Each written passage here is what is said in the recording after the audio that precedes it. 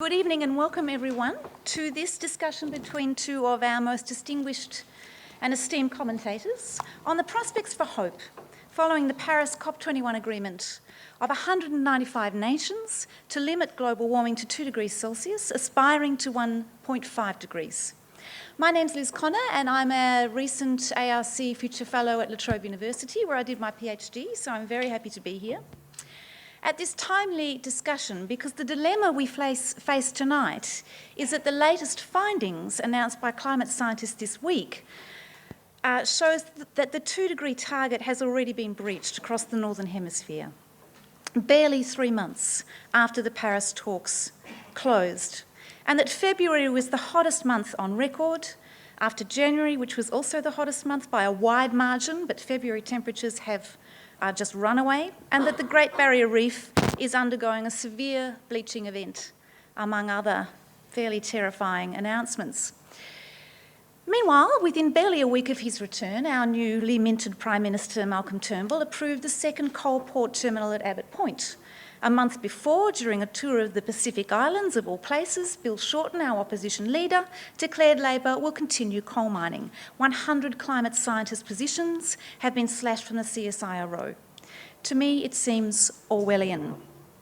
It is impossible to keep abreast of these revelations without feelings of vertiginous despair and brimming wrath. What are we supposed to do with this information? Is it prudent or burdensome to tell our children?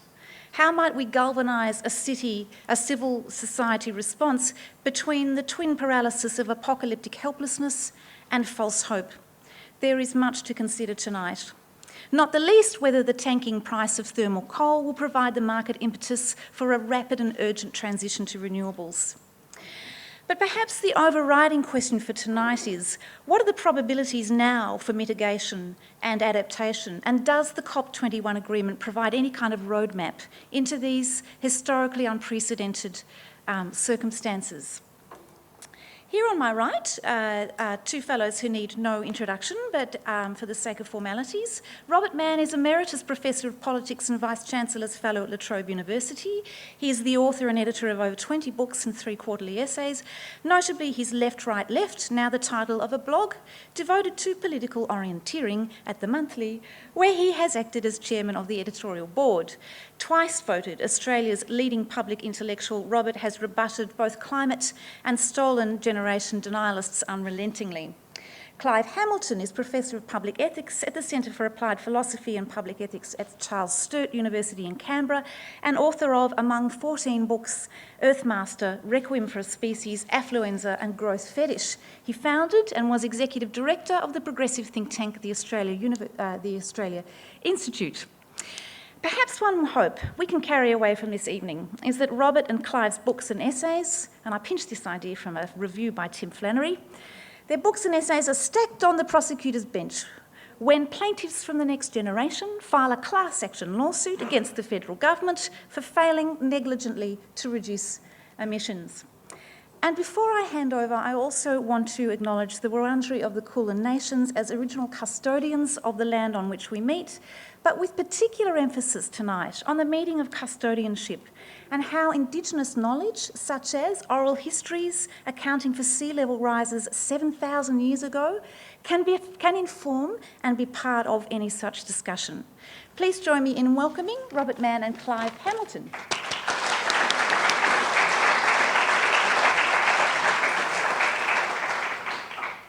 Well, thank you very much, Liz.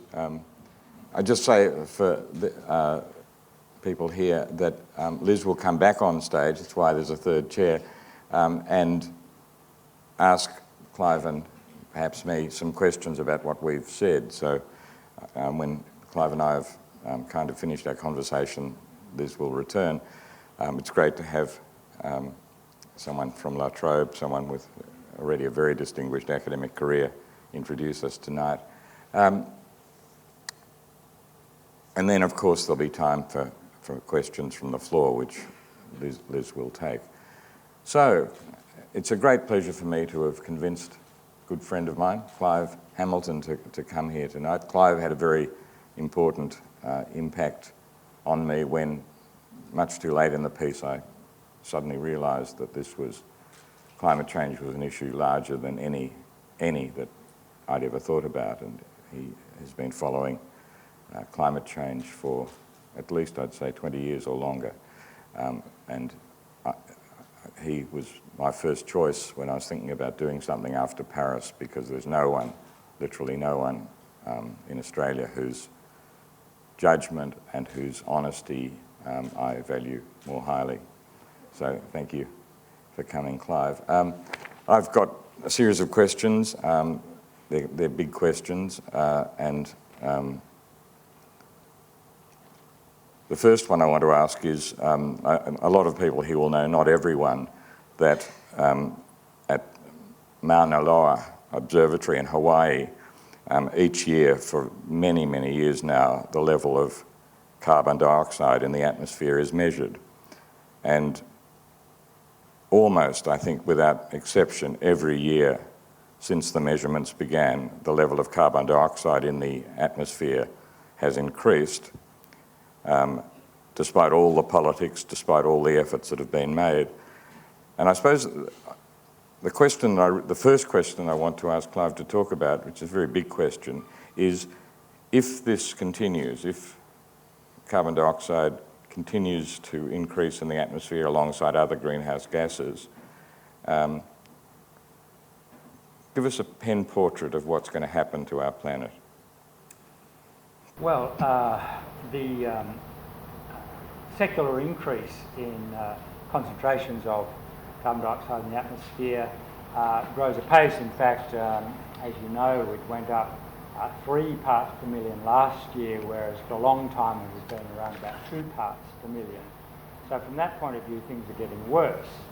And so if you look at this famous chart, you see this human increase in concentrations of carbon dioxide in the atmosphere.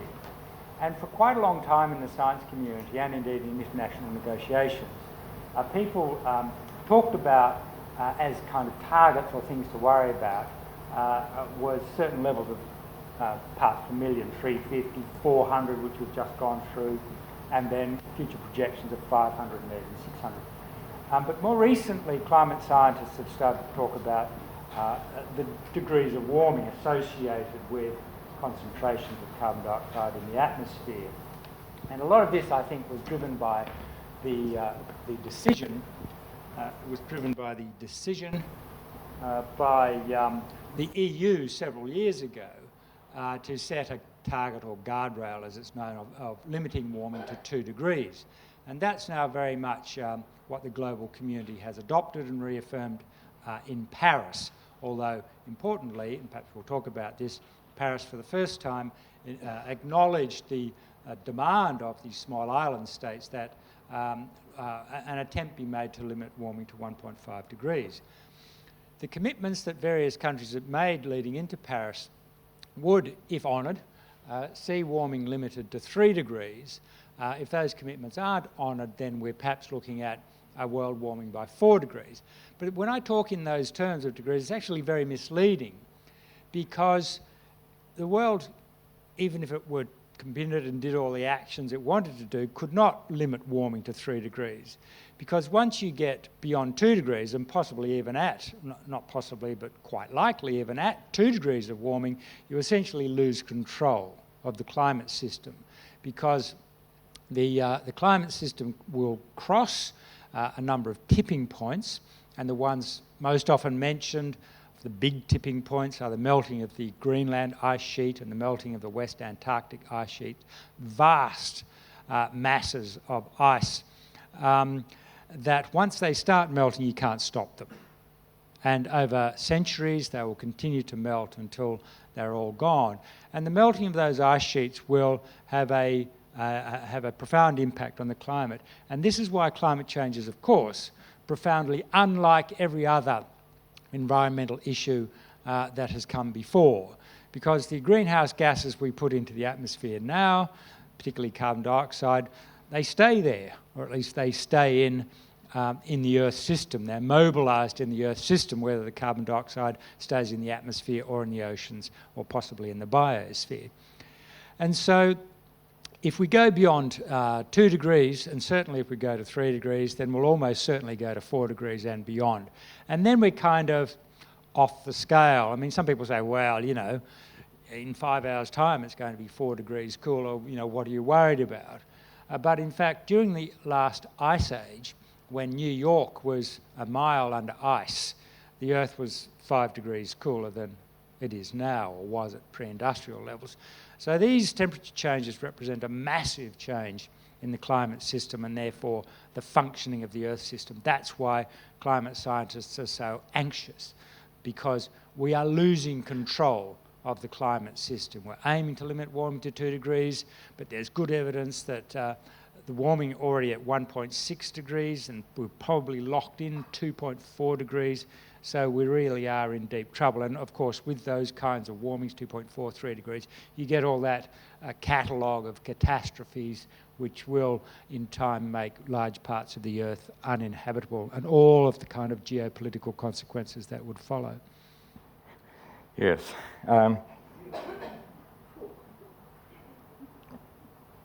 And it's when I realised that I began to see that this was a problem that made all other problems seem small in scale.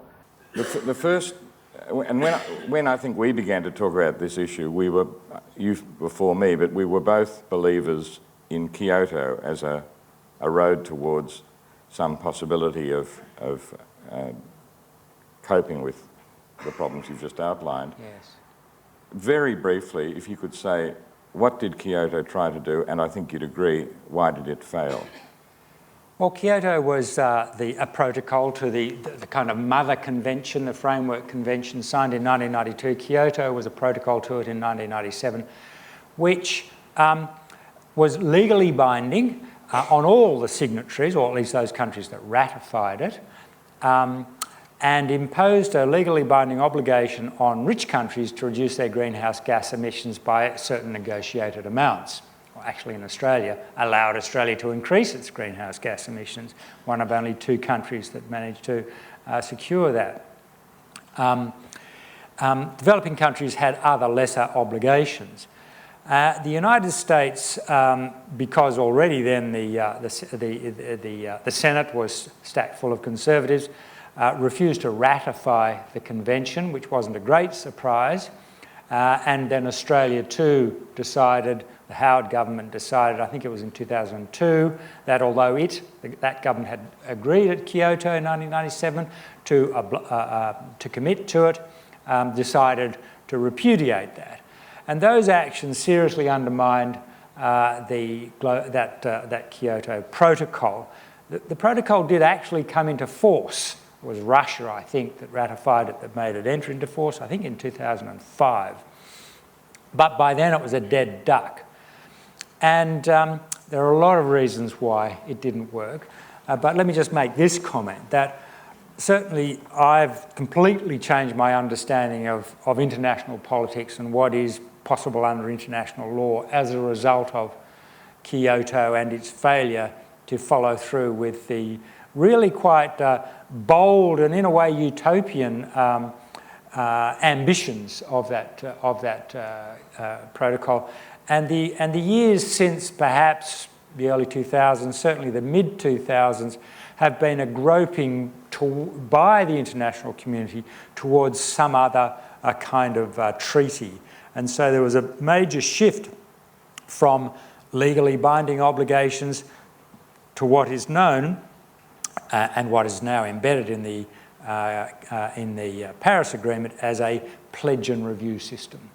Yeah, I mean, what I'd like you to do, because not everyone here will know, is the Kyoto sort of hope, I think everyone would sort of agree, died at Copenhagen, and Paris is a quite new pledge and review system, as you say.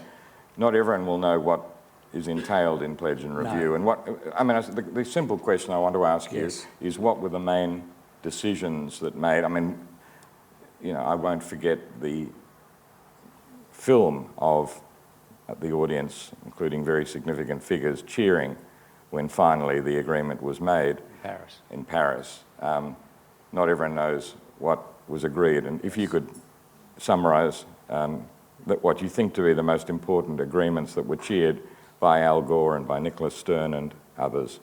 Well, they not only cheered, they hugged each other and kissed each other. It was an extraordinary scenes. It was euphoria in the hall and thereafter, and the contrast was very, very profound with Copenhagen. I have to say, you were there. I was there, but not in the hall, I should say, when the final gavel came down.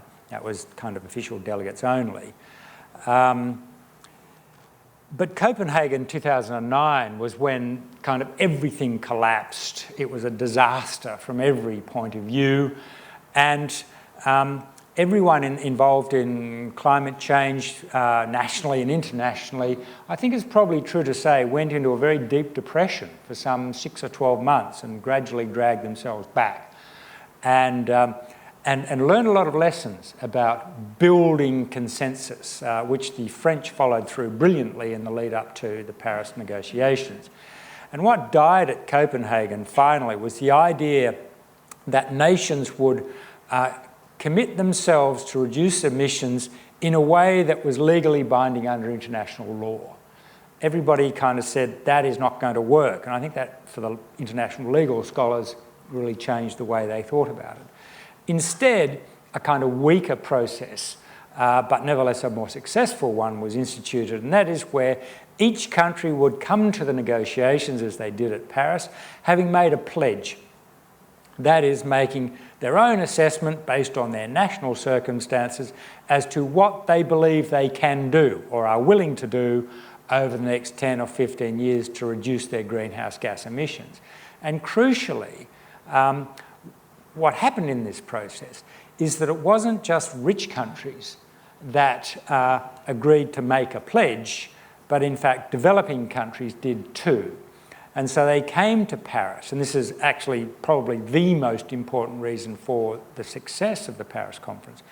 They came to the conference already having made their pledges, formally, officially, lodged them with the UN. This is what we're going to do. And from just as an aside, this is quite an extraordinary event in itself, that 195 nations, pretty much every nation in the world, made a formal pledge in public for its national plans to reduce its emissions and in fact transform its economies. And then what did happen as part of that process at Paris was an agreement on the review process. So countries made their pledges and then they agreed, and this is legally binding in the Paris Agreement, to come back in 5 years' time with a review, and it's assumed stronger pledges to reduce their emissions in the future. Legally binding but unenforceable, presumably. Well, I mean, a lot of people say this is a waste of time. It's, there's nothing, it's legally binding on paper only. Nothing can be done to enforce it. But this is international law. I mean, that's the case with every international law. I mean, I can't think of an exception. Perhaps the International Criminal Court. Like all international law is unenforceable. It's unenforceable. But that doesn't mean that it's powerless. No. And so, yes, legally binding doesn't have the same force as passing a law in Australia, and the police will come and nab you if you break the law, but nevertheless there are certain aspects of the Paris Agreement which are legally binding, although the pledged emission reductions are not. Now, one of the things that interests me a lot about the Paris Agreement, and in a way the response to Paris, is how different the responses of the people I think both you and I have admired, how different their responses have been to the Accord. And one of the divisions that interests me a lot, and I think, in a way, I think your writing is beginning to think about this division a bit implicitly, the division between the politically minded advocates like Al Gore, Nicholas Stern, Mary Robinson, who was in Melbourne anyhow a day or so ago, the politically minded advocates, and the scientific advocates, like the most famous of all, probably James Hansen, formerly of NASA, but someone who had a big effect on you once, Kevin Anderson from Tyndall Centre. Yes. They're utterly pessimistic about the Paris Agreement, whereas I mentioned earlier, I saw Al Gore and Nicholas Stern together cheering as the gavel went down. What's going on? Why are people I think that most of us would respect greatly who've been at the forefront of fighting in this campaign, this battle for the future of the Earth. Why are they so divided, do you think? And particularly why the scientific as against the politically minded divide? Well, I don't think it's quite as blunt as that. What we saw first of all, virtually everyone involved in the international negotiations, including the NGOs, were euphoric about the outcome of Paris. They all believed that it was pretty much the best one could possibly have hoped for an international negotiation, the 21st Conference of the Parties to the Framework Convention. And yet there were certain powerful voices, widely reported, who condemned it. And they were, in particular, the two you've mentioned, James Hansen and Kevin Anderson, extremely eminent scientists. Kevin Anderson, in particular, had a huge influence on me. It was his work that led directly, very directly, to me writing my book, Requiem for a Species. Kevin Anderson made the extraordinary statement that the Paris outcome was worse than Copenhagen. And Hansen was all over the newspapers saying that the agreement was a fraud, a fake, and worthless words. And I think what that reflects is a certain amount of political naivety on their part. The question is, well, what did you expect? I mean, you know, and they actually expected that all of the negotiators from around the world, all of their supporters, their leaders, their so on, would come and they'd say, the science has spoken, you know, we will mandate emission reduction paths for all countries and the world to meet the target of 2 degrees or preferably 1.5. Well, that was never going to happen. It couldn't happen. And so rather than dividing between the politicians or the politically oriented and the scientists, I think you have to divide between those who are politically savvy and those who really don't have a good understanding of how politics works and therefore what to expect. And I would put Kevin Anderson and particularly Hansen in that in that category. I mean, Hansen kind of bangs the table and says the only answer is a compulsory, globally agreed, very stiff carbon tax. We must have it. Well, dream on. You know, this is hard negotiations. And so what we had, there was a fascinating side event. You know, there are the official negotiations, you know, this vast conference complex at Le Bourget on the outskirts of Paris. And in addition to the official negotiations, equally interesting was what happened outside the official negotiations. We'll talk about those, I'm sure. But one of the most fascinating events was on the Friday before the gavel came down on the Saturday. Actually, the conference was due to end at midnight on Friday, but they never do. And so what they do as midnight approaches is that they order that the clock be stopped. And so they can carry on negotiating without breaching the midnight deadline. And so the gavel came down, I think, at 2 o'clock on Saturday. But on the Friday, as this tremendous kind of excitement and tension was gathering, there was a draft agreement which turned out to be virtually the same as the final agreement, there was a side event held. And it was for the scientists. And it was packed. I mean, you couldn't get in. The security guards stopped people getting in. Just for scientists? Just for scientists. And they had, I was just making a note from my notes, they had 5 of them lined up. Extremely eminent, totally believable people, get the science, have a big influence. And we had, and let me say, it wasn't quite like this, but let me say kind of on the left, if you like, Kevin Anderson. And Kevin was saying things that this agreement has no teeth, it's worse than Copenhagen, we must have dramatic cuts now. Then in the middle we had John Schellenhuber, extremely eminent climate scientist, German, very big influence on Angela Merkel, highly regarded operator, player behind the scenes. He was saying that, of course, the current text is not strong enough, but it will send a very strong message to business that the tables have been turned, or a turning point has arrived and things are going to change. And kind of nearby him you had Will Steffen, of course very eminent Australian climate scientist, who said the real work will now begin after Paris. And then there was another expert from climate analytics.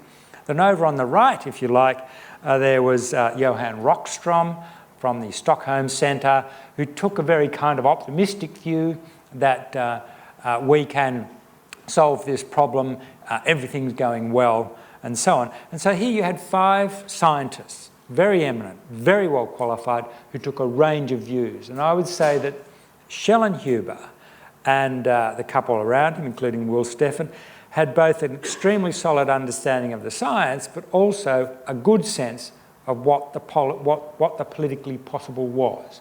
And they saw Paris as a very, very positive outcome, whereas I think Kevin Anderson and James Hansen were demanding the impossible and therefore saying this is a terrible agreement. Yeah. I mean, I have a slightly different take on this, but in that one of the ways of looking at it is that to agree with you that Kevin Anderson and James Hansen are politically naive, but in a way, because they're politically naive, they may be saying what has to be done if the portrait you paint, or pen portrait you painted at the beginning, is to be avoided, and that those who are politically savvy, who understand it will never happen, are also, as it were, changing, or not changing, but not fully allowing the science to dictate what they think must happen. They realise it won't happen, so they're finding ways of being optimistic. Well, look, that's true, and Kevin Anderson and James Hansen and one or two others have an extremely important role to play. They're the kind of, you know... He was also politically naive in 2009 when he had the influence on you, don't you think?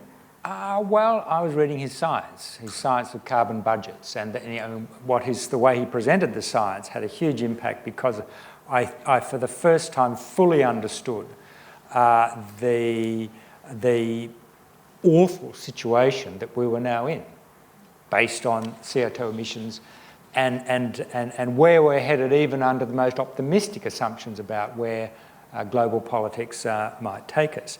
So, I mean, if I can ask you, yeah. the big question with your writing really is, you started writing from Paris for Conversation, the website from the university is a very good website, and there I was surprised to see a new Clive Hamilton who was reasonably optimistic about the future after Requiem for a Species, which probably was a book that had a very large effect on many people, including very eminent people, because you faced, you know, what was really a very dark future, and you faced it, I think, more honestly than anyone else has.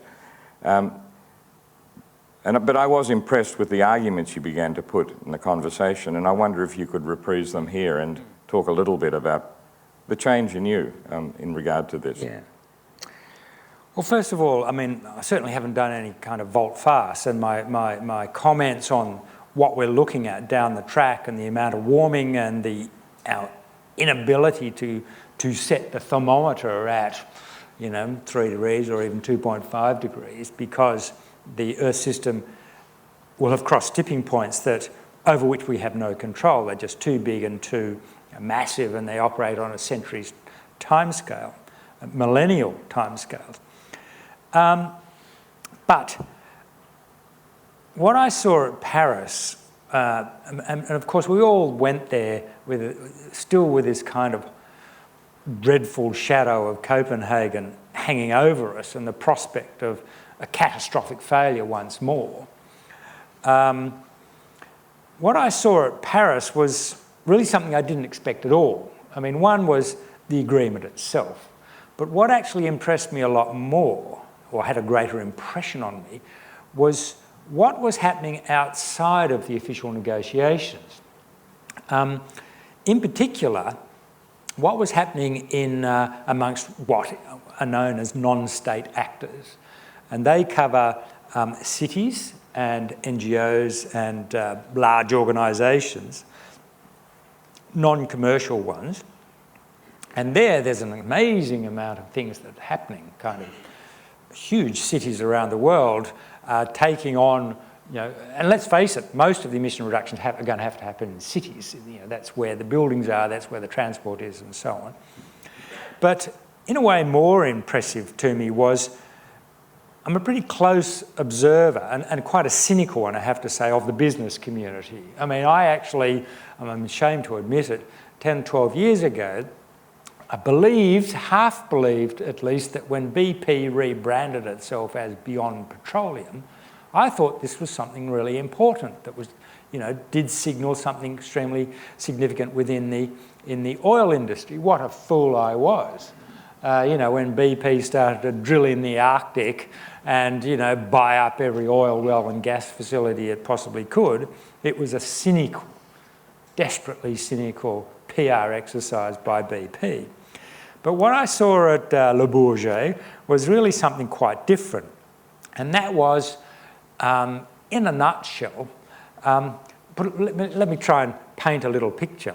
I went to another side event, which was and it was packed, some 400 people. No one could get in after it. And it was the people up front like this, although far more eminent, were Mark Carney, the Governor of the Bank of England, and Bloomberg, the New York billionaire and media magnate. And almost president. Quite possibly, yeah. Maybe he was thinking of running, but he's pulled out. Definitely, as he pulled out? Yeah.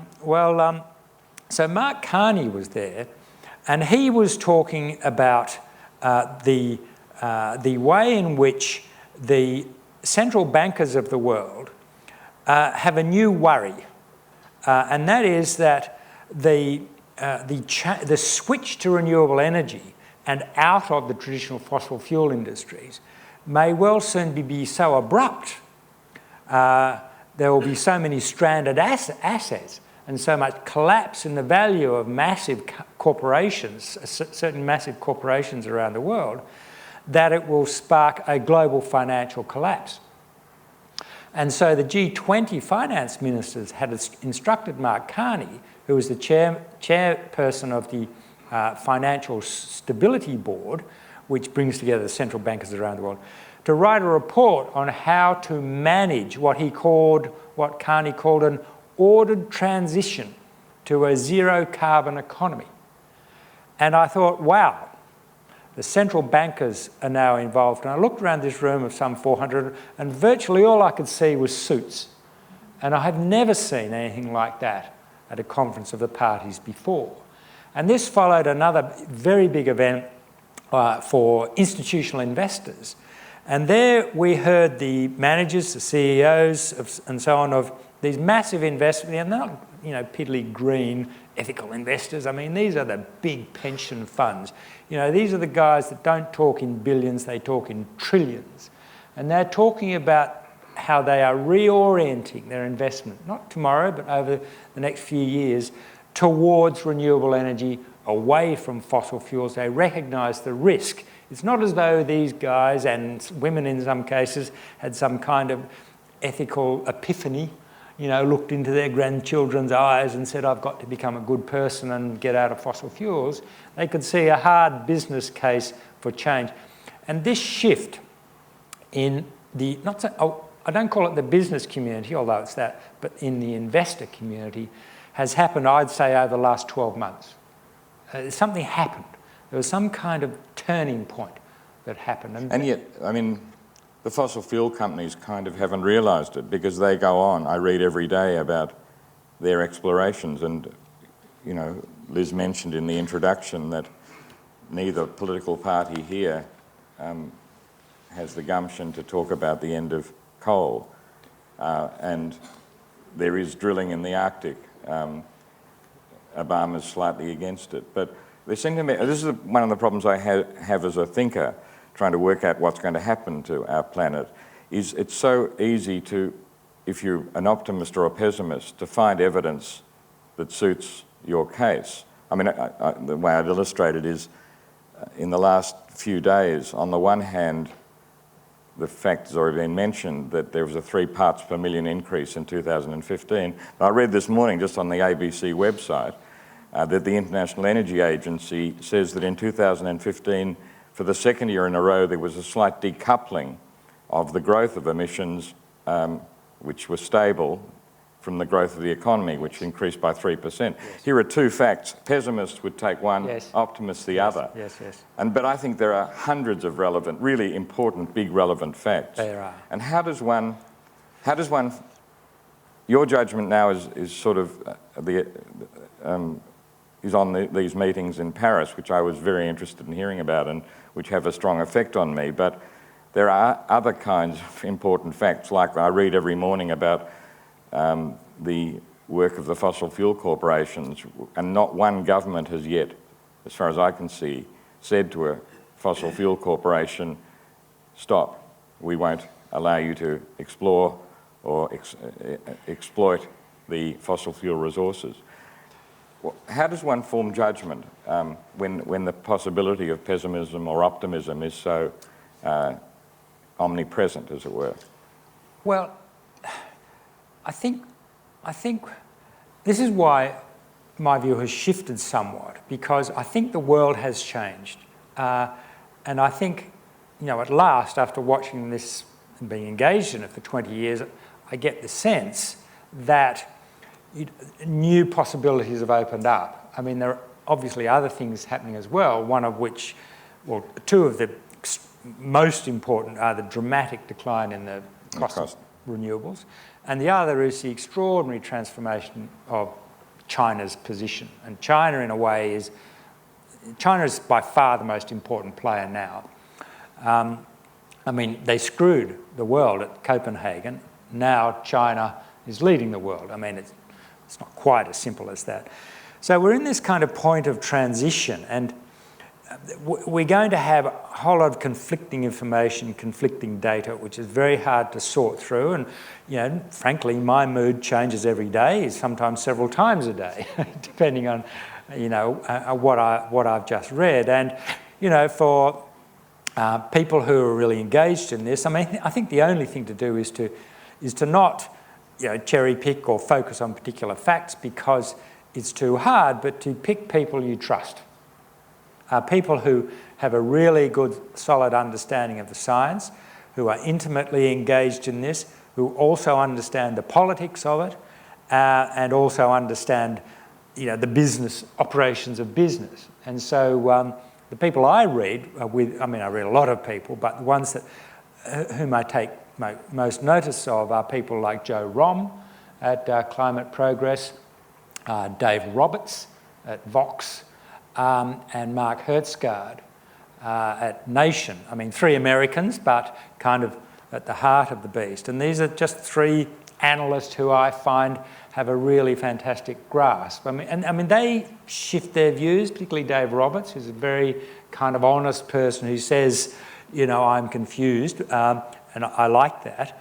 But my sense is, as someone who watches this closely, is that we've reached some kind of turning point, and this gives in me a sense that it is possible, for the first time that's possible, that we could limit warming, say, to 2.5 degrees, if we're lucky. I mean, in Requiem for a Species, I was saying if we're lucky, we'll limit it to 4 degrees. But so much has happened in the last 5 years in the energy industries, and in the last year or so in the investor community, and in certain key political constituencies, notably China, that, my view of where the world is going, or where the world could go, has changed quite markedly. Can we go briskly through a number of more concrete and obvious political problems facing the area? Perhaps the first I want to tackle something that you are interested in, and it's not, I think, discussed enough when climate change is discussed, which is population increase. We know that, well, demographers tell us, and I have to rely on them because it's not something I know nothing about personally. They say that by 2050 there'll be 2 billion extra human beings on Earth. It's not a long time. And that seems to me obviously will put a great pressure on energy, that if the transition is not full by 2050, then you can just tell that if coal and oil, gas is still being used, as it might very well be, there'll be a heck of a lot more coal and oil and gas needed to meet the needs, particularly as the Industrial Revolution becomes more fully globalised. It's now, Asia's been transformed to a large extent. Eventually, I imagine Africa will feel the weight of Industrial Revolution. Industrial Revolution could almost be called, thus far, the fossil fuel revolution. But what will 2 billion extra people do you think? There are certain African countries that are adopting a very progressive position, and it's a bit like, it's like, you know how some developing countries are kind of skipping the landlines and going straight to mobile phones? Well, there are some African countries, and not just African countries, that are going to skip the fossil fuel stage and go straight to renewable energy and investing very heavily in it. That's not going to save us, but it's a very, in itself, it's a very significant development. One can only hope that India might start to go down that path. India is a kind of complex and worrying circumstance. But on the population question, I mean, it really depends, as I've always said, it's not the number of people, I mean, the number of people matters, but what matters more is how much they consume, the composition of what they consume, and the emissions intensity of their consumption. And, in a way, the only hope with this extra 2 billion people on top of the 7 billion we have already is that, by that stage, certainly by 2050, there will be zero carbon energy systems around the world. I mean, those 2 billion people will consume a lot of other resources, but with luck, their greenhouse gas emissions will be very low. Let's hope. Yeah. Another question, which I know both of us are very interested in, a much more political question. We're at the moment watching what I regard as an utterly grotesque bid for the Republican nomination in the US presidency.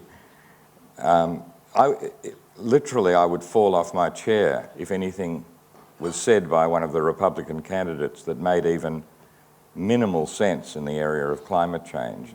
It's wall-to-wall denialism. Yes. In the most important country in the world still, or the most powerful, in one of the two political parties, which will certainly control parts of Congress in the future and may even one day produce the president. Yes. How important is that as a fact in my pessimist-optimist kind of story about what's going to prevail? And denial, I mean, people here might know that only a few days ago at the New South Wales Liberal Party conference, 2/3 demanded a debate about the science. And that's, the most important state in our country and Liberal Party which is in government, yes, which seems to have our Prime Minister by the short and curlies. How important is denialism in the States in particular? Well, it has been vital. I mean, vitally damaging for a very long time. I'd point out, though, that throughout the 90s and early 2000s, denialism was a classic industry-funded campaign like the tobacco campaign. It was created in the back rooms of PR companies, funded by fossil fuel companies, prosecuted through well-funded right-wing think tanks and conservative organisations, certain media outlets.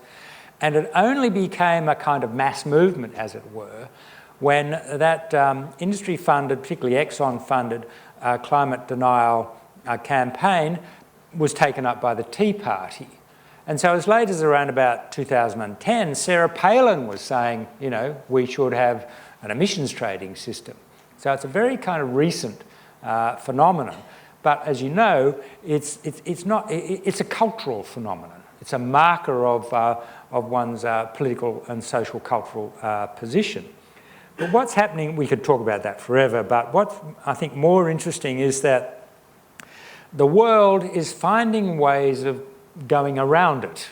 It's there, it will dominate the US Senate and possibly even the House for a long time. and it's a huge roadblock. But as with all roadblocks, people start to find a way around it, as Obama has, using administrative action and the EPA, and which, even in the United States, there are even Republican governors of certain states who are strongly in favour of renewable energy. I mean, Texas, for example, has a huge renewable energy industry. The renewable energy industries in the United States now employ more people than the fossil fuel industries. And so, you know, the politics of this behind what the Republicans are doing is really changing, I think, in quite a significant way. And I think what we will see is that even some of the more hardline denialists in senior levels of the Republican Party looking for ways to get out of this terrible kind of bind that they've got them into, and which has been so massively damaging.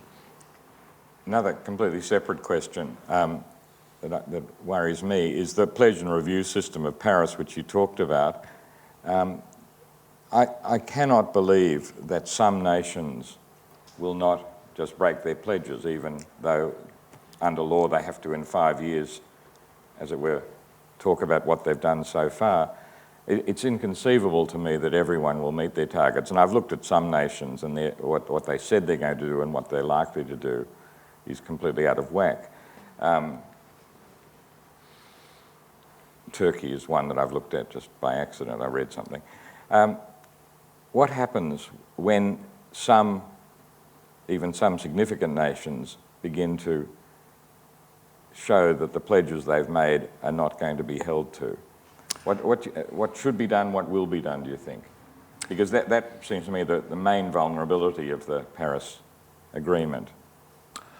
Well, yes, indeed, and indeed Kyoto. I mean, even under legally binding provisions of the Kyoto Protocol, when the United States refused to ratify and Australia refused to ratify and Canada actually withdrew after ratifying, there is no penalty, and there aren't penalties in international law, and that's not how it works.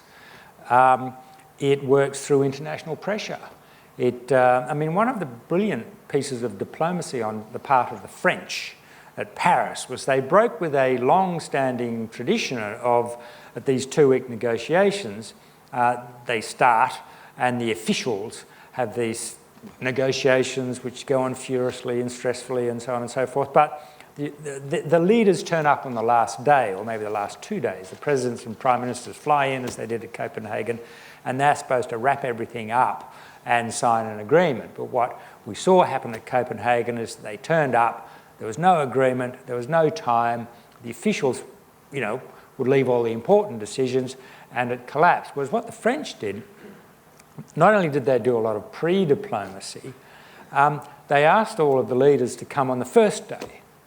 And all of the leaders came on the first day, and every one of them had 6 minutes to make a statement. That actually had to have 2 plenaries so that they could all get an opportunity to talk. And every last one of them got up there and made grand statements about how committed they were, how this was important for the future of humanity, and how their nation was committed to the process, and so on. And this sent a very strong message to the officials, who then, for the rest of the 2 weeks, negotiated. And so I think this process, this pressure on nations to do the right thing is very, very strong. But there's also, you know, as I keep stressing more and more now, there's more going on. There's a massive transformation happening within the global community. And the shift that's happened is that, and this applies, you know, in little old Australia, it's kind of awkward and embarrassing to come back to this country and realise just how disconnected we are from the global debate and what's going on. In Australia, we still have our major corporations saying, well, you know, we'll only respond when we have to, whereas more and more corporations, including fossil fuel corporations overseas, such as the European fossil fuel companies who are now calling for a global carbon tax, are saying, we don't want to be forced to do what we don't want to do, we want to be out there leading it because we can see that the world is changing. And so I think there's just this momentum that has now been set in train that will drive emission reductions in the future. Now I'm going to be really unfair and ask you 2 simple questions about which you've written whole books, and it's unfair for you to have to speak succinctly about questions that have occupied a book. Geoengineering, aren't you? Yeah, I was going to ask you about geoengineering. One of Clive's books is Earthmasters, which is a critique, a very, on balance, a very passionate critique of the dangers that geoengineering, in particular, the putting sulphur in the atmosphere to stop the sun's rays having their effect. Could you, for this audience, just say why you're so worried, anxious about the likelihood of geoengineering becoming more important if Paris doesn't succeed? There were, incidentally, attempts behind the scenes to insert a kind of endorsement of geoengineering into the Paris Agreement, attempts that had to be headed off. Let me try and be as concise as I can. There are a whole range of geoengineering techniques, but the kind of headline one is, as you mentioned, known as sulphate aerosol spraying. It's known from studying volcanoes that if a large amount of particulate matter, a very large amount, is put into the atmosphere, then the Earth cools because less sunlight gets through to the surface of the Earth. And so the proposal is to mimic large volcanic eruptions by sending up a fleet of planes and spraying in the stratosphere a layer of sulphate aerosols that would coat the whole Earth and, depending on its thickness, reduce the amount of solar radiation reaching the Earth and thereby cool the Earth. And it could be quite easily done, cool the Earth by 1 degree, 2 degrees. You know, you could basically have a global thermostat. It would work, it would be cheap. It could be done unilaterally. Do I need to go on about the kind of risks involved? Of course, you're not dealing with climate change, you're dealing with one symptom, that is global warming. It does nothing for ocean acidification and other changes in the weather. As soon as you take away this sun shield, then you get this massive spike of global warming, which would be catastrophic. And who knows what geopolitical circumstances might cause a nation or group of nations to stop spraying the atmosphere. What if it has the kind of desired effects over China or the United States, but it stops the Indian monsoon, which some of the climate models say, so there's famine in India as a result of China trying to protect itself. You can imagine the kind of geopolitical conflicts this might set up. So it's a kind of the grandest Promethean ambition that humanity ever had, to take control of the Earth system through this relatively simple, rather crude technological intervention. And so that, along with the serious risk that the appeal of this kind of geoengineering scheme to political leaders, such as Republicans in the United States, to avoid all of this government intervention to destroy the American way of life and impose an impost on fossil fuel companies, big government, instead will go to geoengineering. And so there are so many risks and dangers associated with it. It's a kind of approach that makes me very, very scared. And do you think it's gaining momentum? There are a bunch of scientists and right-wing think tanks who support the idea in the United States, the same right-wing think tanks that have for years denied that climate change exists, now saying, hey, sulphate aerosol spraying is the kind of answer we think we can live with. I know that in the back offices of Republicans on Capitol Hill, they're talking seriously about geoengineering. I know that our own Environment Minister has privately said he likes the idea of geoengineering. And basically it's kind of something that is going to be a solution to be put into the back pocket and pulled out when things get really bad. And you can paint kinds of scenarios. China 2035, the weather's gone really bad, there's a terrible drought, famine threatens, huge social unrest.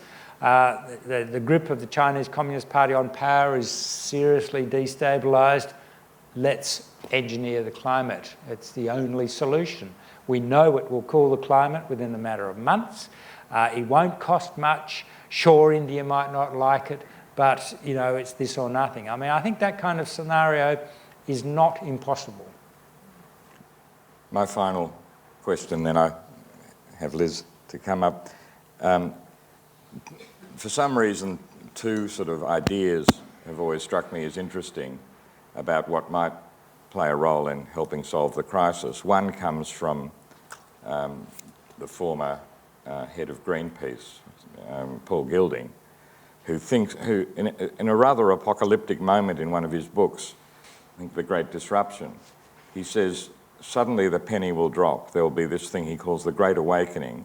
And the Great Awakening is essentially these suited men you talked about. The Great Awakening will happen amongst the elites of the developed world. They'll suddenly see that without dramatic action, this generation will be responsible for the destruction of the one and only Earth we have. One idea. The other idea comes from Naomi Klein, who's only recently joined this issue, but has joined it with enormous vitality and effect. And her idea is the only thing that might save us is this virtual community across the globe she calls Blockadia. And this really is an entree to Liz, who's not only a scholar but also a climate activist, that the action, particularly of young people, fighting the corporations is, I think she would think, our best hope. Just a brief response to the Great Awakening of Paul Gilding or Blockadia of Naomi Klein. Well, you know, my heart is with Blockadia. I think it has a certain kind of utopian element to it, particularly the appeal to Indigenous people. I have a lot of problem with this, that, you know, Indigenous people in their traditional ways are going to somehow they're going to be the ones that'll save us.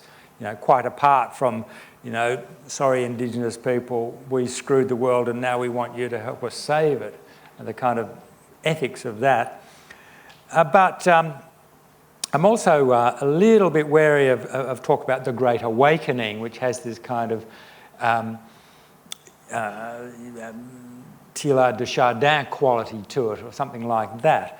But, you know, if the Great Awakening is interpreted in terms of the, you know, the suits that I talked about, who turned up at Le Bourget in droves because, you know, they came out of their glass offices in the city or in Wall Street or Shanghai and came to Paris for the first time and said, this climate change problem is not a side issue that we can, you know, that green bonds will deal with. This actually affects our core business. We can now see, and they've only seen it, I'd suggest, in most of them in the last year or two at most, this is telling us something profound about how the world is changing, and as investors, we simply have to get on top of this. So this is a sort of practical version of Great Awakening.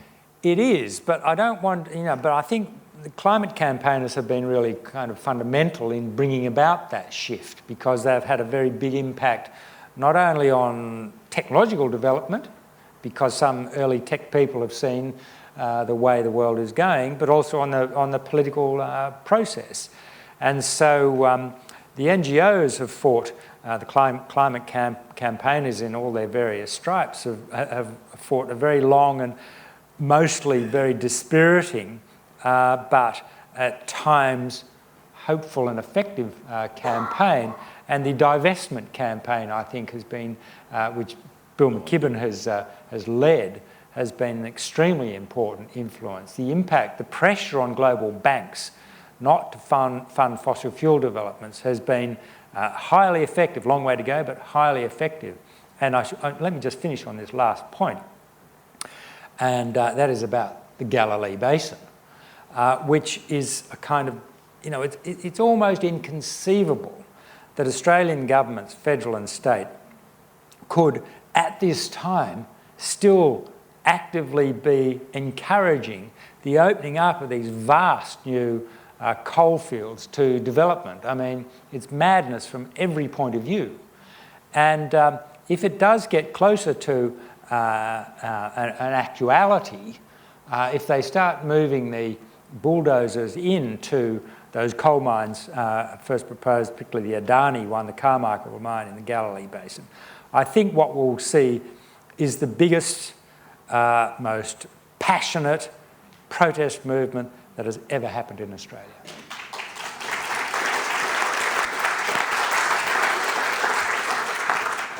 Right, well, can you hear me? So I do enjoy, indeed, join the panel as an activist. I was in Paris as a climate guardian angel, and we were trying to use art and spectacle to circumvent the kind of rational blocks that seem to be in play in public perception around climate. So I have a big focus on public perception. But I think that out of everything you said, the thing that, before I open up to you all to ask more questions, the thing that I'm just wondering about is what is your response to the kind of latest, quite alarming spikes in temperature? Is it a kind of temporary response to the Indonesian fires? It seems to me very confusing and very concerning that not only was January the hottest month on record by a wide margin, but climate scientists are now saying things like, it's jaw-dropping, they're tweeting things like, wow, they're not given to emotive expression, and there seems to be a kind of a new set of data before us that we need to respond to. How can you assimilate that with your understanding of how things are unfolding?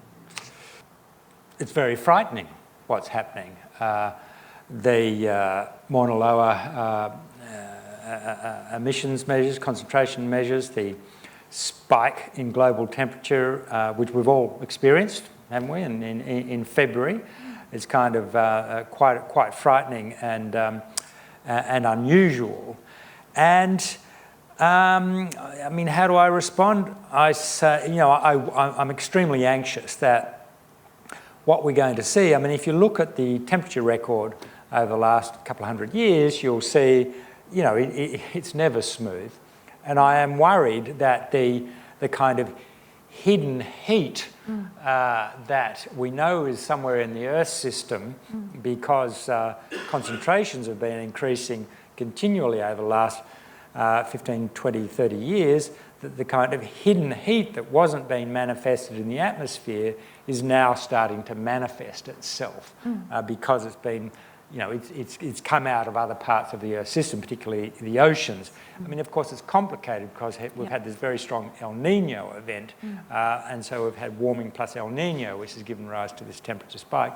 But you know, when I'm lying awake at night, you know, what terrifies me is that what we're seeing is a kind of, you know, the so-called pause, you know, came in a way at the worst possible time because it coincided with denialism, and it gave them this kind of veneer of kind of credibility, and now, you know, it's no good us, you know, now that the world system, the Earth system's gone crazy. Well, you know, screw you, you were wrong all the time. I mean, it's not kind of any satisfaction.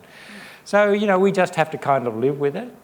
We have to listen to what the climate scientists are saying. We have to hope that the kind of messages of the Earth system itself and the climate scientists are going to reinforce this shift that's happened, and you know, hope that the turning point that I've identified does result in a peak in global emissions, and more particularly, not so much the peak, I'm more worried about the rate of decline thereafter. Okay.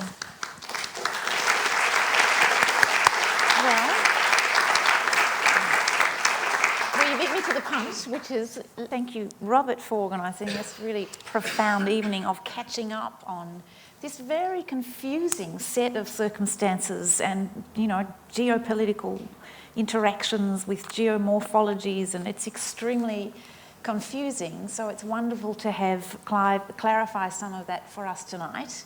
And rather cheekily as the chair, I'm just going to finish with a note on the blockadia and what you were saying about the Indigenous, you know, the cynicism around the Indigenous stuff. There's a really remarkable coalition between Indigenous and farmers and, you know, younger generations being involved. And I will just take you up on that to finish.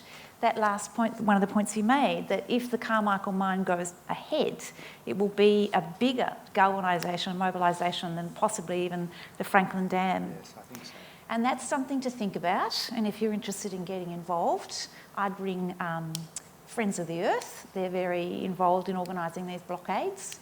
So on that note, thank you all for coming. And welcome to the Anthropocene.